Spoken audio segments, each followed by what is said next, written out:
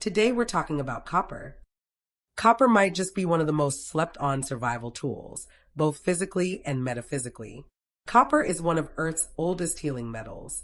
Humans been rocking it for thousands of years. Egyptians, Indians, indigenous cultures, all of them.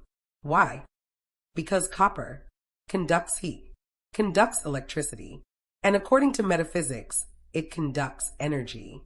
So when you wear it, drink from it, or cook with it, you're not just being stylish. You're literally boosting your survival battery. Let's break it down. Health benefits of copper includes reducing inflammation and improving blood flow, especially in the joints. That's why copper bracelets are popular for arthritis. It helps boost immunity. It conducts energy. Spiritually, copper is like Wi-Fi for your aura. It helps energy move freely through your body so you don't feel blocked. And in Ayurvedic tradition, they say it helps purify, balance pH, and add trace minerals.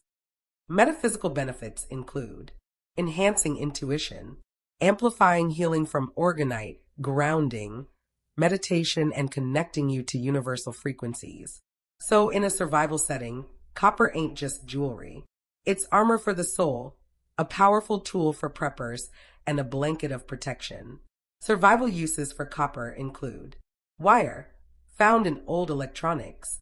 Strip it, and you got material for circuits, radios, or makeshift generators. Copper pots and cups, naturally antimicrobial. Bacteria can't thrive on copper surfaces, making it safer for water storage. Body heat transfer. Copper conducts heat, meaning it can help regulate warmth in certain situations. So yeah, copper jewelry is gorgeous and functional. It's a connector between body and energy, between survival and spirit. You can be protected while serving a look. Period. So whether it's in your water, on your wrist, or in your bug-out bag, remember, copper keeps you flowing, glowing, and ready. Like, subscribe, and drop a comment. Are you team copper bracelet or copper cup? Stay safe, stay radiant, and stay magnetic.